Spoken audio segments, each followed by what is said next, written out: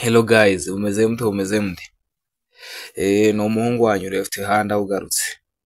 None uyu munsi ngiye kukwereka uburyo uri bukore KYC ya Opal Chain.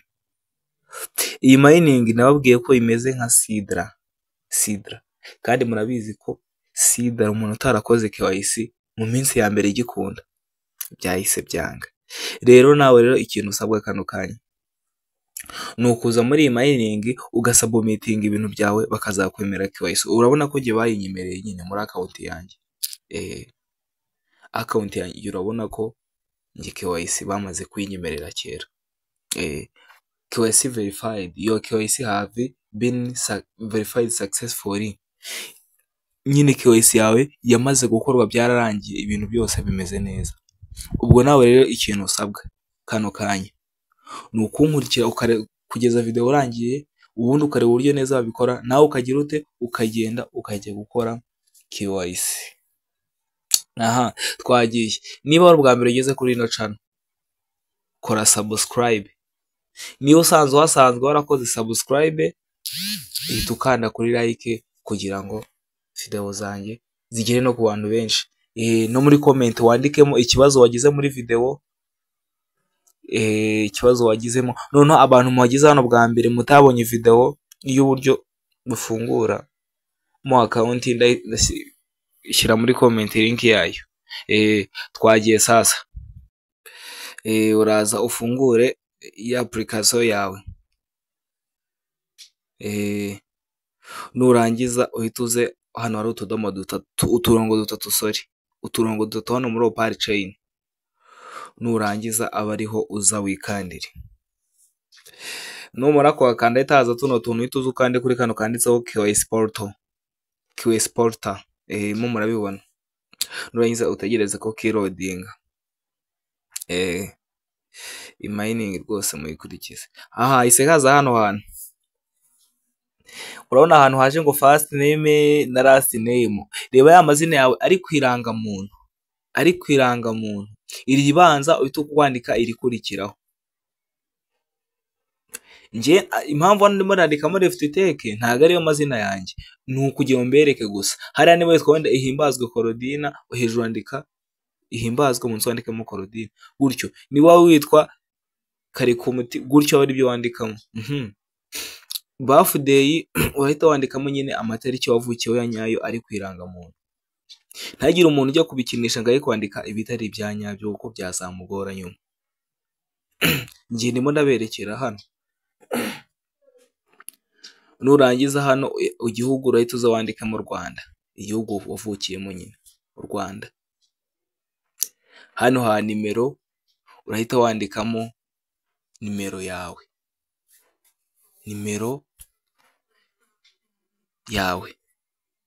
Hano munsi urahita wandikamo address nyine ni ahantu utuye. Tuvuge niba utuye nk'Imuhanga, wenda nk'Imuhanga, tawandika mu mujyi wa Muhanga agasantere kaho. Twireka twishyiraho Kacyiru nyine, tuvuge ko ariho dutuye mu mujyi wa Kigali.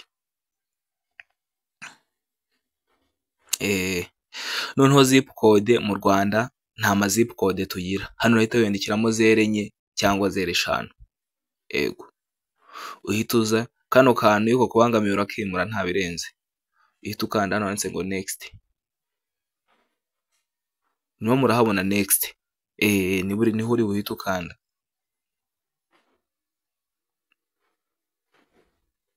Nurangiza kuhakanda bahita bakuzanira hano hantu. Hano hantu ikintu uri bukore urumva, urakanda kuri iyi link ubona iri hano. Kaze nyibereke. Reba iyi link iri hano. Iyi link uri wikandeho ihite kujyana hehe? Kuri Twitter nyine. Niba utayifite urayifungura. Uragenda ufungure account ya Twitter. Urugendo ugakanda kuri ya link, warangiza ukagenda uhita wakugenda kuri posta ya Opal Chain, ugahita ugenda ukayikorera repost na ntuza na quote. Uraza uyirebe, dore ngiyo post yabo. Ubwo uraza uyikandeho like. Nurangiza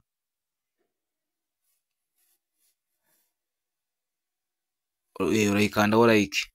noneho urareba hano ukuntu bimeze, urahita uza uyikandeho, nurangiza ituze hano ku kantu ka riposte ukore riposte, nurangiza wongerwa kandi ukande kuri harakiri quote ujye gufata iyi post yabo ukayipostinga kuri account yawe. Ego noneho ituze wandika amagambo ushaka, wenda n'urugero good gutyo nyine urandikaho ikintu ushaka. Numara kubisoza urite ukanda hariya hejuru kuri riposte. Abantu mutabyumva, uragenda ukande ka kantu ka riposte, kantu karimo karasa icyatsi, uhita ukanda handitse quote, uhite ujya gupostinga. Wandikanda wenda urandikaho ikintu ushatse, upfa kuba ari ukuri busharinge ino post yabo. Ego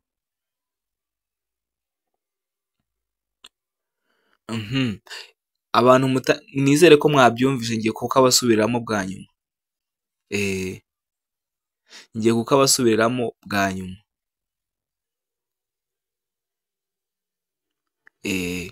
Ngiye gushaka uburyo nk'abasubiramo bwa nyuma ubundi mugakore.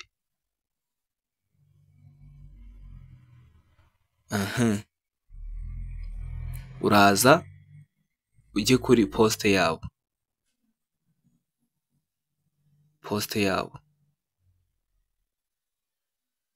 dore ngiyi. Nurangiza ukande kuri kara kantu k'icyatsi, uhita uza kuri quote, uhita uza wandikaho wenda ijambo runaka, wakwandikaho good mining, wakwandikaho iki, nta kibazo. Nizere ko mwese hano mwabyumvishe good mining. Urahita ukanda good mining app, n'urugero nibyo nanditseho, uhita ukanda aranditse ngo riposte. Iyi post urabona ko bahise babwira ngo post yipostinze nyine. Urahita uzamura, urahita niri witiza ku mwanya wa mbere. Nurangiza urahita uza urabona ko bamaze kuyipostinga, urahita uza ku kantu ka share hariya hasi. Abantu mukoresha X cyane murabizi gusharinga, ni dore ngaka kantu hasi, akantu ko gusharinga musanzwe mukazi, kaya nkanzeho. Uhita uza ukopiye ino link, nurangiza uhite uza hano, dore hano niho uyikopiye, nako niho uyipestinga ya link wakopiye. Uhita uyipestingamo, nurangiza uhita ukanda hano handitse ngo verify, utegereze gatoya. Urabona ko tuhita byamaze kuba verified. Hano urahita ugera ahantu h'isura, noneho urahita ukanda hano handitse ngo start, hano handitse start, aba ariho ukanda utangire.